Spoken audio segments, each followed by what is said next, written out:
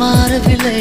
முதல் முறை இந்த இளமையின் சுகம் உணக்கிறேன், நான் தூங்கவில்லை. கொடையோடு நான் போனேன், வழியில் ஏனோ நனைகின்றேன். கடிகாரம் இருந்தாலும் காலடி சத்தத்தில் மணி பார்த்தேன். தனிமைக்கு தனிமைகள் நீ வந்து கொடுத்தாய்.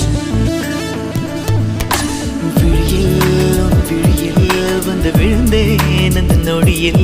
என் எதிர்காலம் நீதான் என்று உயிர் சொன்னதே.